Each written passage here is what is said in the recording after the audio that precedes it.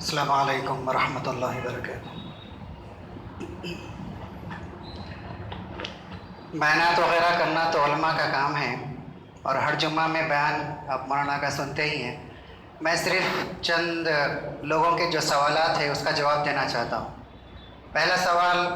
پہلی بات تو یہ ہے کہ صدر صاحب نے، متولی صاحب نے پھر سے اور ایک موقع دیا تراویح سنانے کا، تو اللہ کے فضل سے وہ تراویح ہو گئی۔ تو سب سے پہلے اللہ کا شکر ہے جس نے صحت دی، عافیت دی۔ پچھلے سال 5-6 دن پڑھائے پھر چلے گئے، اس سے پہلے سال کووڈ کی وجہ سے پڑھا ہی نہیں سکے، اور کئی مصلی جو ہمارے پیچھے تھے وہ اللہ کو پیارے ہو گئے۔ اللہ نے اور ایک سال ہم کو موقع دیا تراویح پڑھانے کا، میرے خیال سے یہ 6واں سال ہے۔ تو 6 سال سے مسلسل تراویح ہو رہی، اور بعض مصلی ہیں جیسے یونس بھائی وغیرہ ہیں 6 سال سے مسلسل میرے پیچھے، حالانکہ 70 سال سے کے قریب یا اوپر ہے، لیکن ماشاءاللہ پوری جوش و خروش کے ساتھ اور اشتیاق کے ساتھ تراویح پڑھ رہے ہیں۔ اور بھی کئی لوگ ہیں جو نیچے ہیں جن کو میں جانتا ہوں، اور شاید کئی لوگ ہیں جن کو میں نہیں جانتا، دور دور سے آ رہے ہیں لوگ، کوئی پھلانگ سے، کوئی نظام کالونی سے، کوئی آٹو نگر سے۔ تو یہاں کے مصلی کم ہیں اور باہر کے مصلی زیادہ ہیں۔ تو یہ لوگوں کے اشتیاق اور شوق اور ان کے جستجو کو لے کر اللہ نے اس بات کی توفیق دی کہ قرآن کمپلیٹ ہو۔ تو میرے خیال سے اس میں میرا اپنا کوئی کمال نہیں ہے، بلکہ لوگوں کی خواہش کے مطابق، ان کے دعاؤں کے اثر کی وجہ سے یہ قرآن کمپلیٹ ہوا، مکمل ہوا۔ اور پھر یہاں کے جو مؤذنین ہیں وہ لوگوں کا بھی بہت زیادہ ساتھ ہوا، وہ لوگ دن رات محنت کیے، اور پھر اماموں کا بھی، خاص طور سے مولانا ہاشم صاحب کا، کہ بہت زیادہ مولانا ہاشم صاحب کا اس میں رول رہا۔ کہ اصل میں ایک چیز یہ ہے کہ آپ اگر قرآن شریف پلین پڑھنا چاہ رہے ہیں، مطلب بغیر کسی زبر زیر پیش کے ظاہر کرے ہوئے، مطلب نہ مد نہ غنہ نہ اخفا، آپ پڑھنا چاہ رہے ہیں، تو اس کے لیے آپ کو نہ مائک کی ضرورت ہے نہ عمدہ مائک کی ضرورت ہے۔ اب یہاں مسئلہ کیا ہو رہا تھا میرے پاس، کہ یہاں میں اندر پڑھ رہا تھا تو میری آواز نہیں آ رہی تھی، ایکو ساؤنڈ نہیں آ رہی تھی، تو جس کی وجہ سے کئی مسئلے پیدا ہوئے، کبھی کچھ لگائے کبھی کچھ لگائے، تو اس وجہ سے بیچ میں ایک آدھ مرتبہ نیچے بھی ڈسٹربینس ہوا۔ تو اصل مسئلہ یہ وہاں پر اسپیکر ہے، ایک اسپیکر یہاں پر ہے، یہ 5-6 کولر چل رہے تھے، کولر کی آواز میں آواز اندر نہیں آ رہی، باہر پڑے تو آتی آپ لوگوں کو، لیکن امام کو نہیں آ رہی۔ جب مجھے آواز نہیں آ رہی تو مجھے میرے تلاوت میں لذت نہیں آ رہی تھی، میرے کو مزہ نہیں آ رہا تھا پڑھنے میں۔ اگر میں صرف آپ کو سنانے کے لیے پڑھتا تو کوئی بات نہیں تھی، میں کیسے بھی سنا دیتا تھا۔ میں جو تراویح سنا رہا ہوں میرے اپنے لیے سنا رہا ہوں، کہ مجھے شوق سے اللہ کا کلام پڑھنا ہے، پورے قاعدے کے ساتھ پڑھنا ہے، قرأت کے ساتھ پڑھنا ہے، تو وہ چیز نہیں آ رہی تھی، جس کی وجہ سے کئی مرتبہ ڈسٹربنس ہوا۔ تو اللہ کی ذات سے امید ہے کہ انشاءاللہ آئندہ سال جو ہے یہ مسئلہ حل ہو جائے گا، کیونکہ جتنی اچھی مائک سسٹم ہوگا اتنی عمدہ آواز آپ کو آئے گی، اور سننے والے کو بھی اور زیادہ لذت آئے گی پڑھنے میں، اور زیادہ خشوع و خضوع کے ساتھ وہ پڑھ سکے گا۔ یہ ایک چیز تھی کلیئر کرنا۔ اور دوسرا یہ ہے کہ بعض لوگ ہیں جو تراویح پڑھاتے ہیں، حفاظ امام ہیں، اب کمیٹی ان کو بولتی، صدر صاحب بولتے بھائی آپ امام ہیں، آپ حافظ ہیں، آپ کو پڑھانا ہے، پڑھانا ہی ہے، مجبور ہے، ڈیوٹی ہے، جاب ہے ان کی، کوئی رخصت نہیں ہے۔ دوسرے بعض حفاظ ہیں جو تراویح سناتے تجارت کے لیے، کئی جگہ سنائے شبی نے، ماشاءاللہ لاکھوں روپے کلیکٹ ہو گئے، تو یہ تجارت کے لیے سنانا ہوگا، شاید ان کی نیت اچھی ہو، میرے الفاظ غلط ہوں۔ تیسرا، بعض حفاظ ایسے ہیں جو مشن بنا کے تراویح سناتے ہیں، صرف اللہ کے لیے، شوق کے لیے، کہ نہیں یہ میرا مقصد ہے، یہ میرا مشن ہے، یہ میں اپنے شوق کے لیے پڑھا رہا ہوں، تو پھر ان کے لیے تراویح پڑھانا ایک مقدس کام ہو جاتا ہے، عبادت ہو جاتی ہے۔ تو بہت سے حفاظ شہر کے اندر ایسے بھی ہیں جو تراویح کو صرف اللہ کے لیے ایک مشن سمجھ کے، ایک مقدس کام سمجھ کے پڑھا رہے ہیں۔ اب اور ایک چیز یہ ہے کہ ہم لوگ 29 کو ختم کیوں کیے؟ 29 کو ختم اس لیے کیے کہ آج تاخرات ہے، اور آخری تاخرات ہے۔ ہمارے ہندوستان کے، پاکستان کے معاشرے میں، بر صغیر کے، سب کانٹیننٹ کے معاشرے میں بزرگ پرستی بہت ہے۔ ہمارے بزرگ بول دیے یہ ہمارے پیر ہے، یہ ہمارے بابا ہے، انہوں بول دیا ان کے اوپر چلتے۔ تو بعض بزرگوں نے بولا کہ بھائی ہو سکتا ہے 27 کو تاخرات ہو، لیکن قرآن اور حدیث میں اگر حدیث کا ذخیرہ دیکھیں تو 5 راتیں طاق راتیں ہیں، تو آخری رات 29 کو ہے، تو لوگ کیا کر رہے ہیں، صرف یہی سمجھ رہے کہ 27 کو ہی طاق رات ہے، شب قدر ہے، اور پھر باقی کے 2 دن تراویح چھوڑ دے رہے، جا کے نہرو پارک میں گاندھی چوک میں آباد رہ رہے، حالانکہ 29 تک آپ کو تراویح پڑھنا ہے، اور 29 کی رات بھی شب قدر ہو سکتی ہے، کوئی ایک مقرر نہیں ہے۔ تو اب کوئی بزرگ بول دیا 27 کو ہے تو ختم، 27 کا ہی رواج چل رہا، اسی دن تراویح ختم کر دے رہے، اسی دن شب قدر منا رہے، باقی نہ 21 نہ 23 نہ 25 نہ 29، تو یہ غلط بات ہے۔ اور تو اسی لیے یہاں پر یہ معمول ہے کہ طاق راتوں کو میں شب قدر کی تلاش ہونا ہے، اور تراویح بھی 29 یا 30 دن کی ہے، 27 دن کی تراویح نہیں ہے، تو اس کے لیے 29 کو ہی ختم کیا جاتا ہے تاکہ لوگ تراویح پڑھ سکیں۔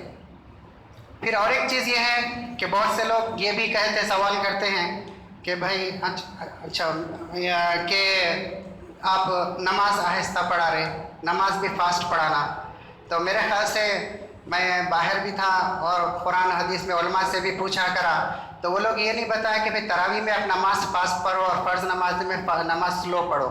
نماز کی 2 قسم نہیں ہیں، 2 ٹائپس کے نماز نہیں ہیں کہ تراویح کی نماز فاسٹ، سجدہ فاسٹ، رکوع فاسٹ، اللہ اکبر اللہ اکبر اللہ اکبر، جیسا ٹرین چھوٹ رہی، آپ ٹھہرے ہوئے نماز پڑھ رہے، ٹرین چھوٹ رہی، بھاگ رہے، اطمینان ہی نہیں نماز کے اندر۔ حالانکہ نماز تراویح کی نماز بھی وہی ہے، عشاء کی نماز بھی وہی ہے، تو دونوں نمازوں میں کوئی فرق نہیں ہے۔ اب عوام کے مطلب پبلک ڈیمانڈ، اب حافظ صاحب بعض مرتبہ بعض حافظ یہ بھی بولے کہ بھائی ہم سلو آہستہ پڑھا رہے تھے، صدر صاحب مصلیہ بولے کہ فاسٹ پڑھو، دونوں فاسٹ پڑھانا شروع کر دیے۔ تو عوام کو ذہن بدلنے کی ضرورت ہے، اگر عوام جیسا چاہیں گی ویسا آپ کو حافظ ملے گا۔ عوام چاہیں گی کہ نماز خشوع خضوع سے ادا ہو، صدر چاہیں گا، جو ہے کمیٹی والے چاہیں گے تو پھر حافظ صاحب بھی ویسے ہی پڑھائیں گے۔ عوام چاہے گی کہ حافظ صاحب فاسٹ پڑھنا، تو پھر حافظ صاحب بھی مجبور ہیں فاسٹ پڑھیں گے۔ بہت کم حافظ ہوتے جو مجبور نہیں رہتے، اکثر حفاظ مجبور رہتے، تو ان کو سننا پڑتا کمیٹی کی، تو نماز بھی فاسٹ پڑھاتے، تراویح بھی فاسٹ پڑھاتے۔ اب الحمدللہ ہماری جو تراویح ہے اس میں تقریباً روزانہ کے معاملے میں جو ہے 1-2 اٹکیاں میرے کو آئی، اور 28ویں پارے میں ایک غلطی بھی آئی، یہ غلطی اس سے پہلے بھی آئی تھی، وَمَن يَتَّقِ اللَّهَ يَجْعَل لَهُ مَخْرَجًا، تو مولانا لقمہ دیے، تو الحمدللہ پورے رمضان میں اٹکیاں ہیں، سمجھیے روزانہ 1-2 اٹکیاں، کبھی کہیں کچھ غلط، ہاں 22ویں پارے میں 2 آیتیں چھوٹ گئی تھی تو پھر میں اگلے دن اس کو پڑھ لیا، باقی الحمدللہ میرا جہاں تک خیال ہے کہ کوئی اور غلطی نہیں گئی، تو یہ اللہ کا کرم ہے، ایک غلطی گئی، ایک لقمہ ملا، شاید ہو سکتا ہے اگر کسی کو معلوم ہو، کیونکہ بہت سے لوگ دیکھا میں موبائل میں بھی دیکھ رہے تھے قرآن شریف اور ریکارڈ بھی کر رہے تھے، تو کئی حفاظ بھی آئے تھے اس میں، اگر کسی کو معلوم ہے کہ کچھ زبر زیر پیش یا کوئی لفظ کی غلطی ہوئی تو آپ برائے مہربانی واٹس ایپ پہ مجھے میسیج کر دیں، تو انشاءاللہ پھر اگلے سال ہم اس کو ریپیٹ دہرائیں گے نہیں، کیونکہ بعض مرتبہ مجھے خود نہیں پتہ چلتا کہ میں کیا غلطی کر رہا ہوں، فلو رہتا ہے، مطلب ایک جو ہے جنون رہتا ہے، جنون میں آدمی قرآن پڑھتے رہتا ہے تو اس کو معلوم نہیں ہوتا کہ کچھ غلطی ہو گئی کیا، دوسرا حافظ ہی بتا سکتا ہے، یا دوسرا جو پیچھے سن رہا ہے دیکھ رہا ہے وہی بتا سکتا، تو اس میں میرے خیال سے کوئی شرمندگی کی بات نہیں ہے، بلکہ ہمت افزائی کی بات ہے، اگر آپ لوگ غلطی بھیجیں گے تو انشاءاللہ آئندہ سال میں اس کو کریکٹ کر لوں گا۔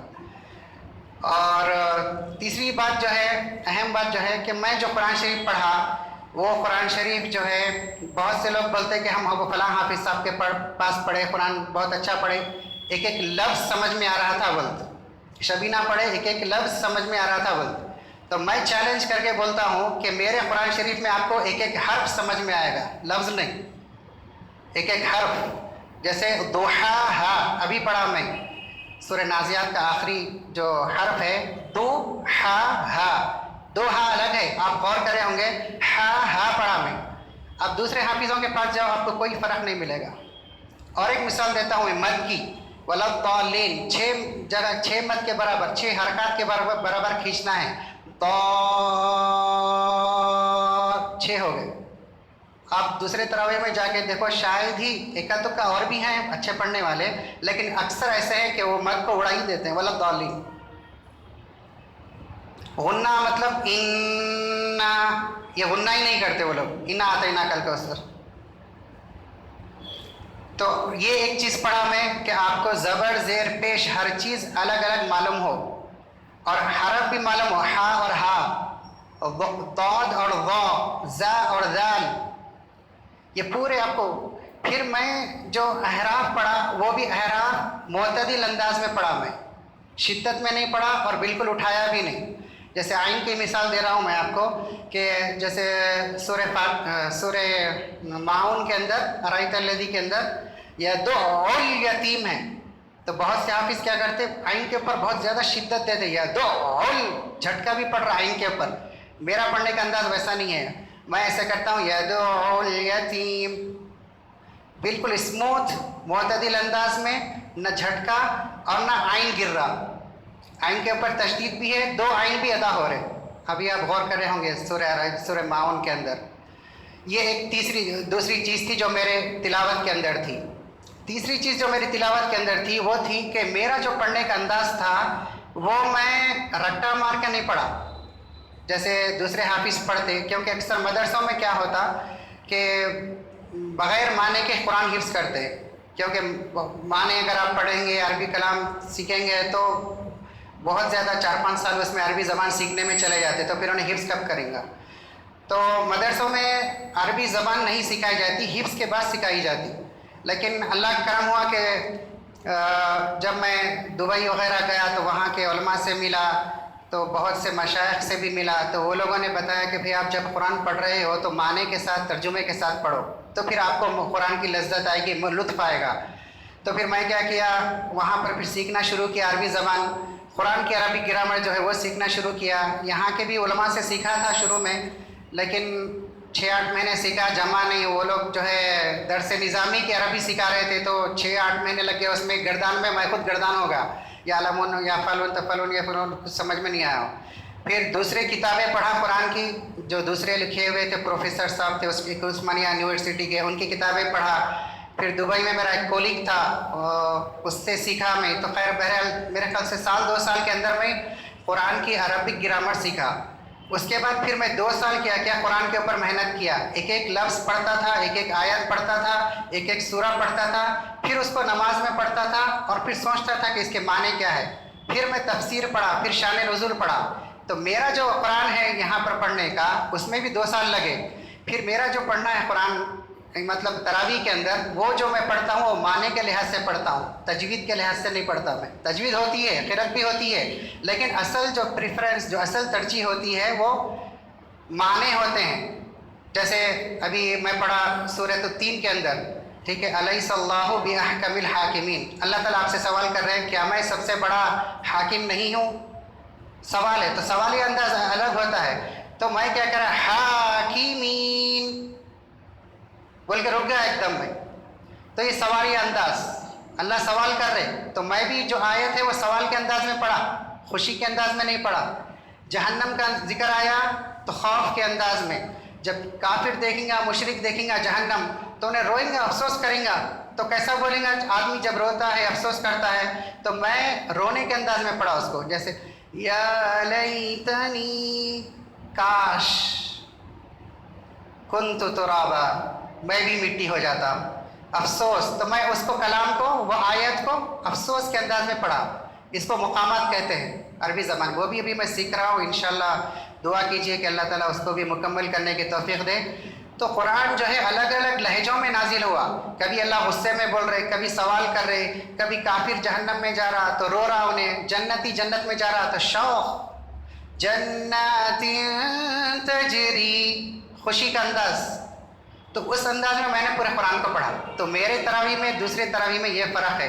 بہت سے حافظ اچھا پڑھتے ہیں لیکن آپ ان کے پیچھے میں بھی جا کے سنا تو ایسا معلوم ہو رہا کہ انہوں بغیر سمجھے پڑھ رہے. جیسے تیلگو کسی کو نہیں معلوم، تیلگو میں بھی اچھا پوئٹری پڑھا، کچھ بھی پڑھا، نعت پڑھا، تو آپ کو اور میرے کو معلوم نہیں اس کے معنی، تو آپ کو کیسا معلوم ہوگا؟ ارے کچھ بھی سمجھ میں نہیں آ رہا. آپ کو مزہ نہیں آئے گی، لذت نہیں آئے گی. سننے والے کو بھی جبھی لذت آئے گی جب پڑھنے والے کو لذت آئے گی. تو اس کے لیے میں کیا جو تراویح کے اوپر برسوں کی محنت ہے کہ میں پہلے قرآن کا ترجمہ سیکھا، پھر اس کی تفسیر پڑھا، اور پھر جب میں پڑھاتا ہوں تو میرے سامنے پھر میں منظر کو بھی لانے کی کوشش کرتا ہوں کہ جیسے فرعون ہے، موسیٰ علیہ السلام ہے، دونوں دربار میں ہیں، بات چیت ہو رہی. फिर मूसा अलैहिस्सलाम फेंक रहे, असा फेंक रहे, लकड़ी फेंक रहे, वो जाके अजदहा बन जा रहा। फिरौन बोल रहा ये क्या है, तुम्हारा रब कौन है? नमरूद बोल रहा मैं भी जिंदा करता हूँ, मैं भी मुर्दा मारता हूँ। एक सवाल है, फिर उनका इब्राहिम अलैहिस्सलाम का जवाब है। तो मेरा अंदाज जो तो कुरान पढ़ने का इसी अंदाज में था, सवाल फिर जवाब, सवाल फिर जवाब, ये चीज़ें थी। तो ये चीज़ें जो आती हैं वो मेहनत के साथ आती हैं। फिर उसके साथ साथ मैं एडवांस तजवीद का भी कोर्स किया था, तो उसको भी कुरान के अंदर इस साल अप्लाई किया। जैसे हम्ज़ है, जैसे रखावा है, शिद्दा है, तवस्सुत है, बैनिया है, तरक़्क़ुक़ है, तरक़ीक़ है, तफ़ख़ीम है, ये एडवांस तजवीद की चीज़ें हैं जिसको इस साल अल्हम्दुलिल्लाह मैंने अप्लाई किया तरावी के अंदर भी। और दूसरी बात क्या है, कुरान जो है एक अल्लाह ताला का मौजज़ा है। कोई कितना ही अच्छा से अच्छा पढ़ ले, ऐसा बिल्कुल नहीं होता कि इसको गलती ना आए। अगर जिसको तजवीद अच्छी मालूम है, जिसको क़िरात आती है, वो बड़े से बड़े कारी की भी क़िरात सुनेगा तो उसको गलतियाँ नज़र आई। मौत तक कोई आदमी दावा ही नहीं कर सकता कि मैं सारा का सारा कुरान मुकम्मिल बग़ैर गलती के पढ़ सकता हूँ। कुछ ना कुछ आपको गलती आएगी, ये एक मौजज़ा है। कोई दावा नहीं कर सकता अल्लाह के कलाम को कि मैं 100% पक्का बग़ैर गलती के पढ़ा हूँ। मौत तक आपको एहसास रहेगा कि नहीं यहाँ पर गलती हो गई, नहीं यहाँ पर गलती हुई, नहीं यहाँ पर गलती हो गई। और तीसरी चीज़ जो है, तो और एक चीज़ जो है जो कुरान के अंदर जो असर पैदा करती है वो है तक़वा। अगर मेरे अंदर बदनज़री होगी, मैं ये वो फिल्में, गाने, मूवीज़ वगैरह देखूँगा, तो फिर वो पढ़ने वाले के ऊपर भी वो कलाम का असर नहीं होगा। क्योंकि जो हाफिज़ होगा, जितना उसके अंदर तक़वा होगा, सुनने वालों के ऊपर भी उसके तक़वे का उतना ही असर पड़ेगा। और फिर कुरान एक बहुत बड़ी चीज़ है। अब जैसे कोई आदमी 10th करा, फिर इंटर करा, फिर डिग्री करा, तो क्या होता, 10th का जो सिलेबस है वो भूल जाता, इंटर का जो सिलेबस है वो भूल जाता, PhD भी कर लिया तो थोड़े दिन के बाद PhD में क्या पढ़ा था, क्या बुक्स थे, वो भी भूल जाता। लेकिन कुरान एक ऐसी चीज़ है कि उसका एक लफ्ज़ भी आप भूल नहीं सकते, एक हर्फ भी नहीं भूल सकते, 100% आपको रिज़ल्ट देना होता है। तो दुनिया की पढ़ाई, डॉक्टरी हो, इंजीनियरिंग हो, कुछ भी हो, कुरान के हिफ्ज़ के मुकाबले में ज़ीरो है। आप दुनिया की किताबें पढ़ के भूल जाते हैं, ज़िंदगी में कोई काम नहीं आती, सिर्फ एग्ज़ाम के वक्त काम आती हैं। लेकिन कुरान जो है, आप एक हर्फ पढ़े तो वो हर्फ को उसी तरह मौत तक आपको पढ़ना है और याद रखना है।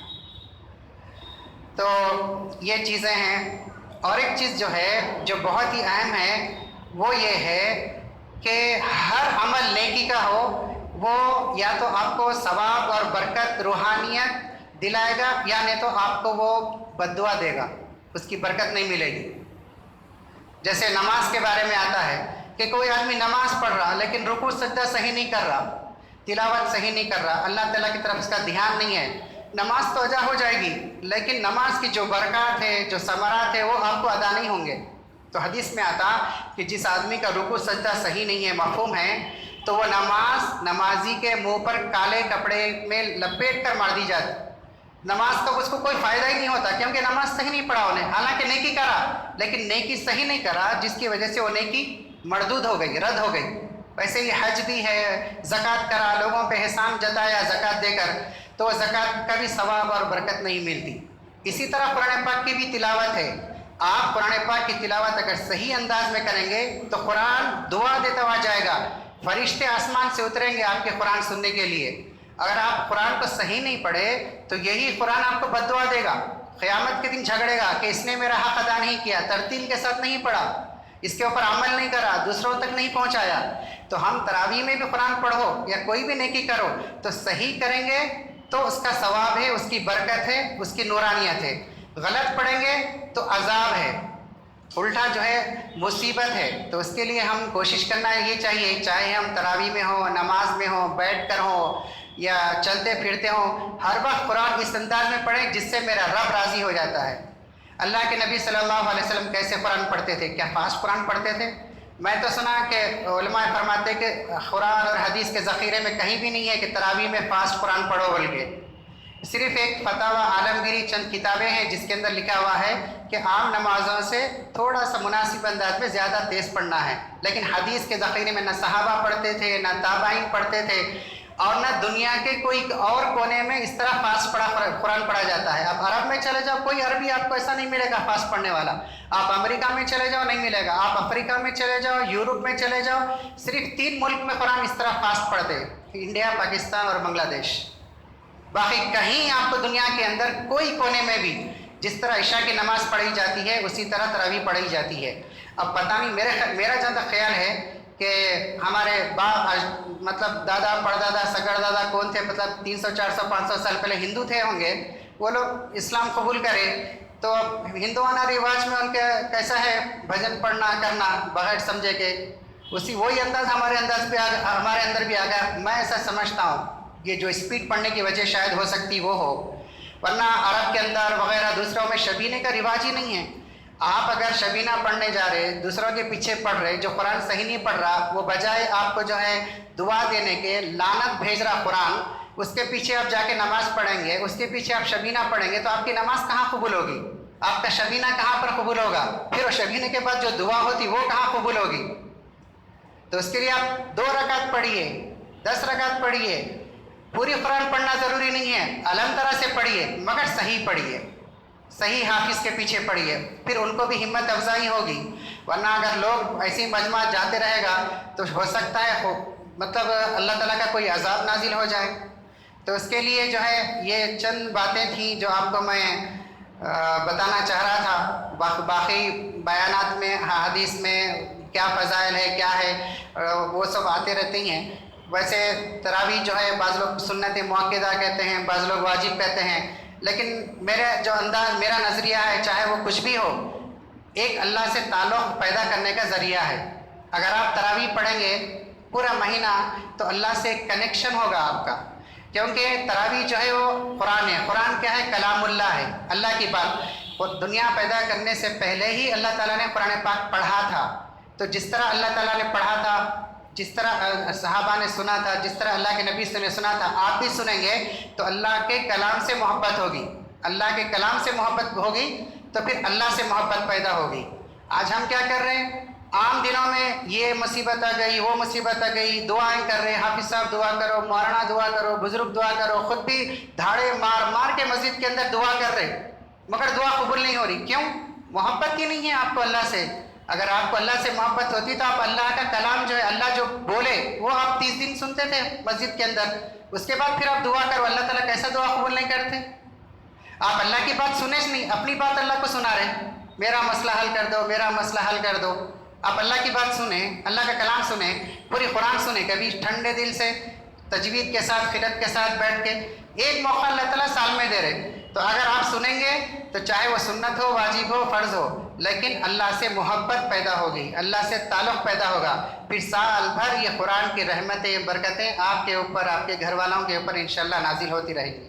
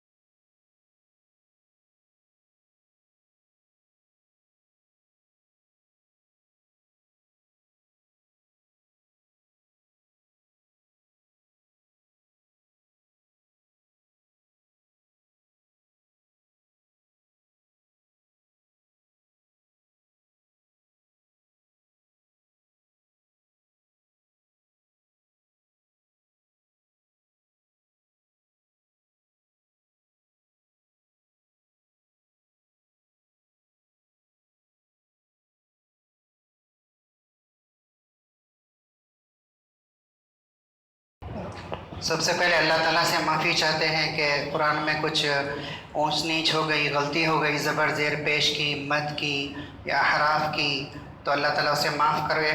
اور پھر آپ لوگوں سے بھی معافی چاہتے ہیں کہ کچھ بولنے میں کرنے میں غلطی ہو گئی، کچھ کبھی انسان ہے غصہ آ جاتا ہے مزاج کے خلاف بات ہونے کے اوپر، تو آپ لوگوں سے بھی معافی چاہتے ہیں کہ جیسے حق ادا کرنا تھا تراویح کا ویسے نہیں پڑھا سکے۔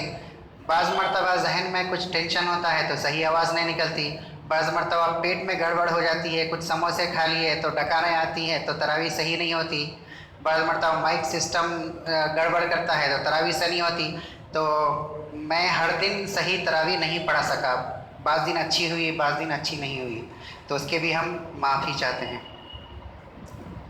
الحمدللہ رب العالمین، اللہم صلی علی سیدنا مولانا محمد وعلی آل محمد وبارک وسلم۔ یا حی یا قیوم برحمتک استغیث اصلح لنا شأننا کلہ ولا تکلنا الی انفسنا طرفة عین۔ على الله توكلنا ربنا لا تجعلنا فتنة للقوم الظالمين ونجنا برحمتك من القوم الكافرين۔ اے اللہ تو بڑا ستار ہے، اے اللہ تو بڑا رحیم ہے، تو بڑا کریم ہے، اے اللہ تو ہمارا رب ہے، اے اللہ تو ہمارا مالک ہے، اے اللہ تو ہمارا الہ ہے، تو ہمارا خدا ہے، اے اللہ جتنی تیری تعریف کی جائے کم ہے، اے اللہ ہم کو تعریف کرنا نہیں آتا لیکن جتنی بھی تیری تعریف کی جائے کم ہے، اے اللہ ہم کمزور ہیں، بے بس ہیں، عاجز ہیں، اے اللہ تیرے بندے ہیں، تیری ہی توفیق سے ہم نے قرآن پڑھا لیکن اللہ اس کے اندر بہت ساری غلطیاں ہوئیں۔ اے اللہ تیرا کلام بہت ہی عظمت والا کلام ہے، معجزانہ کلام ہے، اے اللہ تو ہماری ان قرآن کی غلطیوں کو معاف فرما دے اور ان کے اوپر پکڑ نہ فرما، بس اپنے رحمت کی نظر ڈال کر ہماری تراویح کو قبول فرما، اور اللہ ہماری تراویح کے ساتھ ہماری تراویح کی نمازوں کو قبول فرما، ہماری تراویح کی تلاوت کو قبول فرما، اور تیرے جو جو وعدے حدیث کے اندر ہے کہ قرآن شفاعت کرنے والا بنے گا، جنت میں لے جانے والا بنے گا، قبر میں ملائے اعلیٰ سے بستر کا انتظام کرے گا، دنیا کے اندر اللہ عزت کی چوٹیوں پر پہنچائے گا، مالدار بنائے گا، اللہ لوگوں میں عزت دلوائے گا، لوگوں میں محبت دلوائے گا، جتنے جتنے تیرے وعدے اللہ قرآن پاک پہ ہیں، تیرے کلام پہ ہیں، اللہ ہم تجھ سے مطالبہ کرتے ہیں کہ وہ سارے کے سارے وعدے اپنے فضل سے پورے فرما، اور اللہ ہماری نمازوں میں برکت عطا فرما، نمازوں کے جو فائدے ہیں اللہ وہ سب ہمیں عطا فرما، تیرے کلام کو عظمت کے ساتھ اللہ عاجزی کے ساتھ پڑھنے کی توفیق نصیب فرما، خشوع خضوع کے ساتھ نمازوں کو پڑھنے کی توفیق نصیب فرما، اور اللہ جن مصلیوں نے بھرپور ساتھ دیا ہے اللہ ان سب کی مصیبتوں کو پریشانیوں کو دور فرما، اللہ ان سب کے اوپر رحمتوں کے برکتوں کے ہدایتوں کے فیصلے فرما، دروازے کھول دے، اللہ خصوصاً یونس بھائی اور ذاکر بھائی کو اللہ صحت عطا فرما، یونس بھائی کے دل کی بیماریوں کو دور فرما، روحانی دل کی جسمانی دل کی بیماریوں کو دور فرما، ذاکر بھائی کے بھی بیماری کو دور فرما، اے اللہ بہت سے سوا لوگوں نے دعاؤں کے لیے کہا ہے، اے اللہ ان سب کی پریشانیوں کو مصیبتوں کو دور فرما، اے اللہ جو یہاں پر موجود ہیں ان کی بھی پریشانیوں کو مصیبتوں کو دور فرما، اے اللہ سب کو قرضوں سے نجات دے دے، بیماریوں سے نجات دے دے، اے اللہ جن کے گھر میں لڑکے لڑکیاں بیٹھی ہوئی ہیں اے اللہ ان کے جلد سے جلد نکاح کے انتظام فرما، اے اللہ جو بے روزگار ہیں ان کو روزگار عطا فرما، حلال روزی، عافیت والی روزی، برکت والی روزی ہم سب کو عطا فرما، اے اللہ مال جو ہے یہ بھی تیرا فضل ہے جس کے ذریعے سے ہم ہزاروں لوگوں کی مدد کر سکتے ہیں، کسی کے سامنے ہاتھ نہیں پھیلا سکتے، تو اے اللہ ہمیں بھی اچھا خوب مالدار بنا دے، اے اللہ ہمیں زکوٰۃ لینے والا نہ بنا بلکہ زکوٰۃ کو دینے والا بنا، اے اللہ ہمیں کسی کا محتاج نہ بنا بلکہ اے اللہ ہمیں محتاجوں کی مدد کرنے والا بنا دے، اور اے اللہ ہمیں اے اللہ مسکینی کی زندگی سے ہماری حفاظت فرما، اے اللہ ہمیں اے اللہ جو بیماریاں ہمارے جسموں میں پیدا ہو گئی ہیں یا ان سب کو دور فرما، اے اللہ چستی جسم کے اندر پیدا فرما، اے اللہ گناہوں سے بچنے والا بنا دے، اے اللہ آخرت کے اوپر چلنے والا بنا دے، اے اللہ دین کو مقصد بنانے کی توفیق نصیب فرما، قرآن کو پھیلانے کی توفیق نصیب فرما، قرآن پر عمل کرنے کی توفیق نصیب فرما، قرآن کو صحیح تجوید کے ساتھ اے اللہ معنی کو سمجھتے ہوئے پڑھنے کی توفیق نصیب فرما، اے اللہ جن جن لوگوں نے ساتھ دیا ہے اے اللہ ان سب کی مصیبتوں کو پریشانیوں کو دور فرما، ان کی جائز حاجتوں کو پوری فرما، اے اللہ بہت سے لوگ ہیں جو بیمار ہیں گھروں میں ہیں، اور جن کے اللہ ایکسیڈنٹس ہو گئے، فریکچر ہو گئے، بہت ساری چیزیں ہو گئی، اللہ جلد سے جلد ان کو صحت عاجلہ کاملہ نصیب فرما دے۔ ہے اللہ جو مانگا ہے عطا فرما، جو مانگنے سے رہ گیا وہ بھی عطا فرما۔ اللہ ہمیں دعا مانگنا نہیں آتا، اللہ تو صحیح دعا مانگنے والا بنا دے۔ اللہ ہمیں مستجاب الدعا بنا دے کہ ہماری ہر دعا کو تو قبول فرما لے۔ اے اللہ جن جن لوگوں نے اللہ متولی صاحب نے اور جو امامین ہیں، مؤذنین ہیں، اے اللہ خصوصاً ان کی پریشانیوں کو، مصیبتوں کو دور فرما، ان کی روزی میں برکت عطا فرما، ان کی بیماریوں کو دور فرما، اور اے اللہ اخلاص کے ساتھ ہم سب کو صحیح کام کرنے کی توفیق نصیب فرما۔ اے اللہ اس دعا کو محض اپنے فضل و کرم سے نبی اکرم صلی اللہ علیہ وسلم کے صدقہ طفیل میں قبول فرما۔ مرحوم شکور صاحب کی مغفرت فرما۔ اے اللہ بہت سے مرحومین ہیں جو کووڈ کے اندر چلے گئے، بہت سے مرحومین ہیں جو اے اللہ عام حالات میں چلے گئے، اے اللہ ان سب کی قبروں کو تو نور سے منور فرما۔ اے اللہ ان کے قبروں کے اندر جنت کی کھڑکی کو کھول دے۔ اے اللہ جہنم کے عذاب سے ان سب کی حفاظت فرما، اور ان کے جو مرحومین ہیں اے اللہ ان کو نیک اور دیندار بنا، ان کی گناہوں سے حفاظت فرما، اور ان کے لیے مرتے دم تک ایصال ثواب کرنے کی توفیق نصیب فرما، خوب صدقہ اور خیرات اور نیکیاں کرنے کی توفیق نصیب فرما، اور ان کو پہنچانے کی توفیق نصیب فرما۔ وصلی اللہ تعالی علی خیر خلقہ ونور عرشہ سیدنا محمد وعلی آلہ واصحابہ اجمعین برحمتک یا ارحم الراحمین۔